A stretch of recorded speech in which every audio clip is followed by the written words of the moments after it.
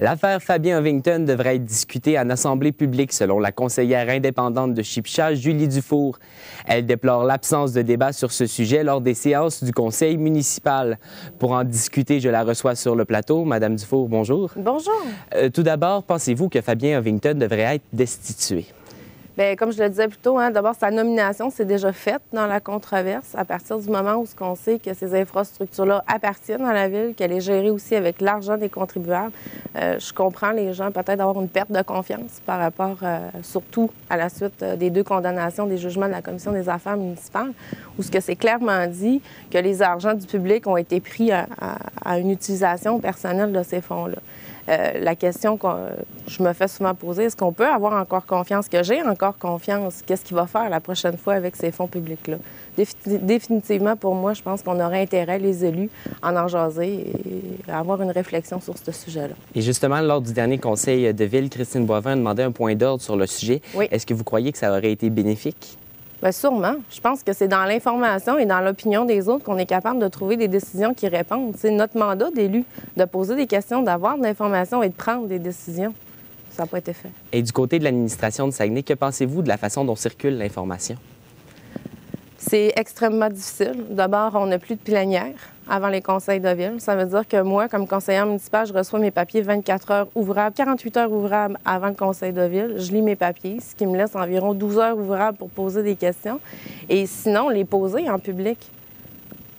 Il n'y a plus de plénière, donc ça devient extrêmement difficile. Et à toutes les fois qu'on pose une question en public, souvent c'est mal perçu ou c'est difficile aussi d'avoir une réponse. Donc, c'est pas toujours évident d'avoir toute l'information pour prendre les décisions politiques qu'on a à prendre.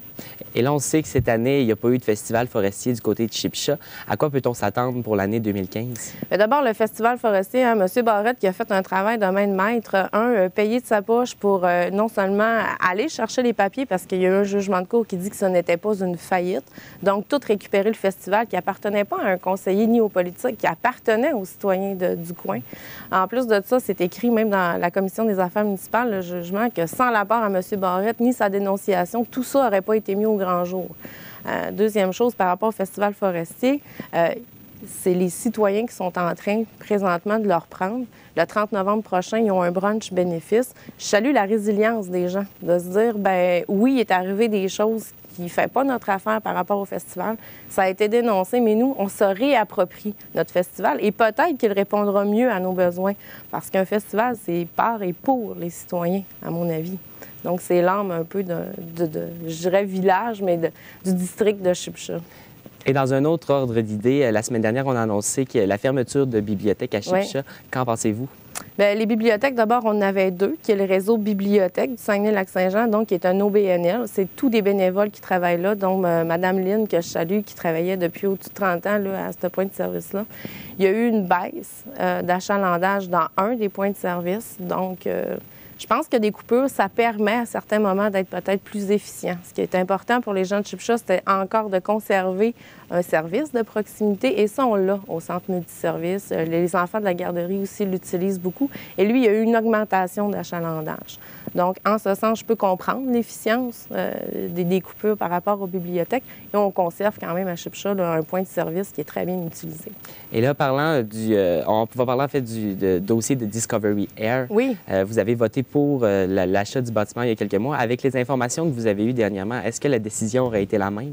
Je peux pas vraiment répondre, mais je pense pas. Parce qu'en même temps, j'avais posé des questions en séance tenante quand on a fait le rachat, je pense, à 650 000 de la bâtisse. J'avais demandé au maire, bon, est-ce que vous êtes sûr que vous allez avoir des locataires et tout ça? Mais définitivement, j'avais pas entre les mains que, bon, il y avait un bail par amphithéose, que peut-être cette bâtisse-là, on n'aurait pas eu à la racheter, mais qu'elle nous appartenait déjà. Et là, je suis pas toute au courant des derniers développements dans ce sujet-là.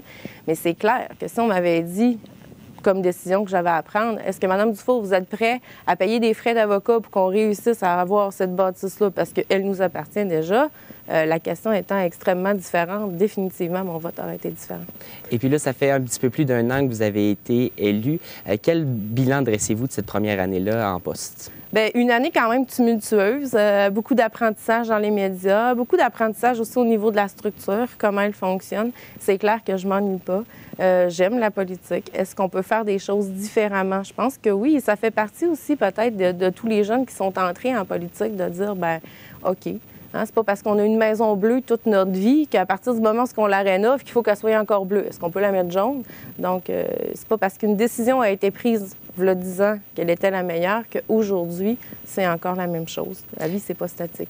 Et l'an passé, vous avez décidé de vous présenter comme candidate indépendante. Oui. Pourquoi? Candidate indépendante parce que, en fait, jamais j'aurais pensé faire de politique de toute ma vie. C'est parti d'un besoin particulier parce que j'avais un problème d'eau à la maison. Et de fil en aiguille, ça s'est construit comme ça avec les gens de mon coin. Indépendante, pour moi, c'est important parce que peu importe, ce qui est important, c'est de représenter mes gens et de répondre ce que je pense. D'où pourquoi j'ai été indépendante et que je l'ai restée. Et là, rapidement, qu'est-ce que vous prévoyez pour la prochaine année de mandat? Peut-être, je suis présentement en train de réfléchir pour faire peut-être de la mobilisation citoyenne dans mon coin, de la participation citoyenne aussi, c'est important, ça manque. Peut-être donner plus d'informations aux gens. Il y a beaucoup de dossiers sur la table aussi que j'aimerais ça pousser. Encore une belle grosse année. Bien, merci beaucoup, Mme Dufour. Ça m'a fait plaisir. Je recevais la conseillère indépendante de Chipcha, Julie Dufour. Pour ma part, je vous remercie d'avoir été à l'écoute et je vous donne rendez-vous la semaine prochaine.